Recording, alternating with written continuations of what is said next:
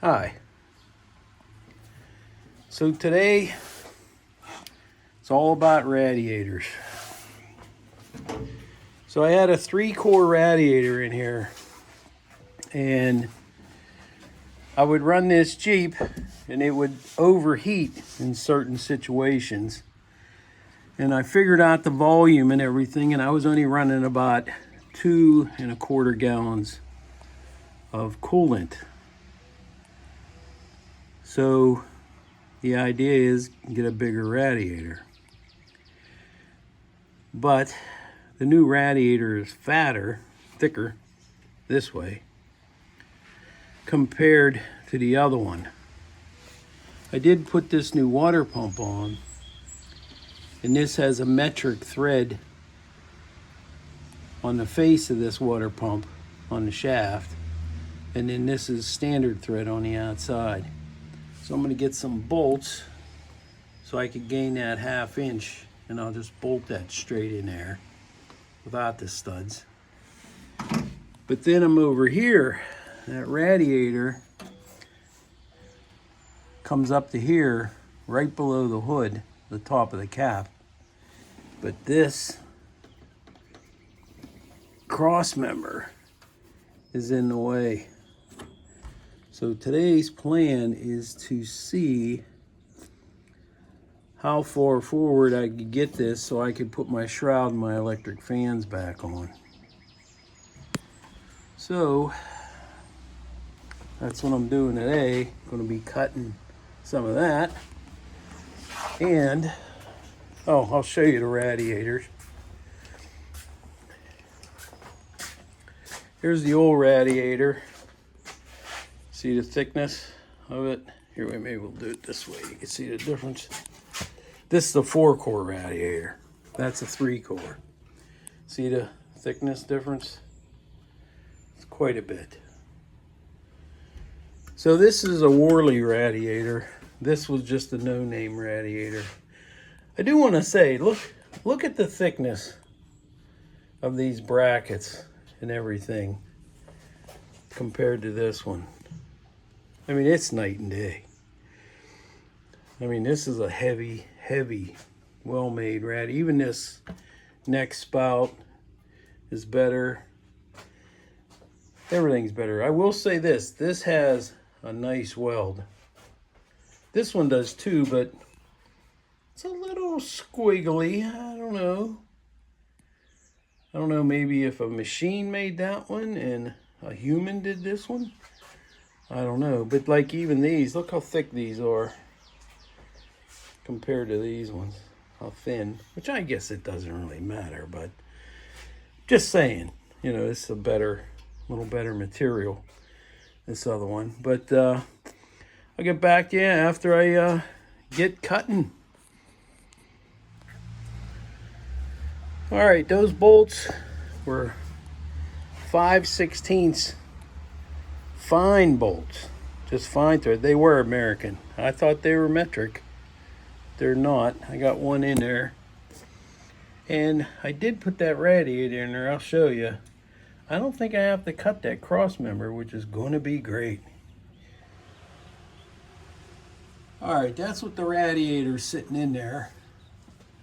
So now if we take our fans, I'm going to make a new shroud, but this is cut out of the old one just for testing to see. So if we stick this in here, I need to get it something to measure with.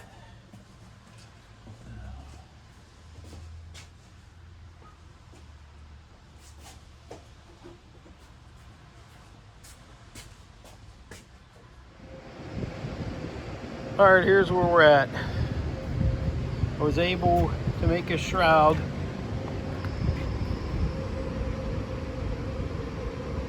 It's about 1 inch and about 1 1/8 deep. It's all painted down.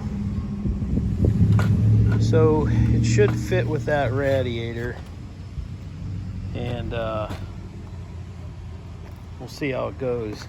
I had to score that aluminum to get it to bend. I scored it, bent it, and I just put some of that epoxy shit in there. Yeah, but that's where we're at. As soon as this is dry a little bit more, we'll start putting it in and hope that our clearances are all good. I'll be back. All right, so we got the new fan shroud in. Here it is, right there. All bolted in nice. Radiator's in, it's full. As you can see, the bolt's clear. I got the thickness of my finger between the fan and the front of the motor there, the water pump. So that's all good. How'd that get bent? I don't know. Messing around in here. That's the switch for the fan. Fans are right there. And while I was doing this, I remembered I had a 2007 BMW, and it had an auxiliary cooling unit in the wheel well. So I had this in there. This was like a bypass for the heater hoses that went around in here and down there to the water pump. So I had an extra heater core from a CJ5. So I mounted it right there, down in there. I don't know, I can get over there. See it down in there. It was a little hard getting it in there. I know there's some water on the top of it, but that was just from, I pre-filled it. So, yeah, that's where that is.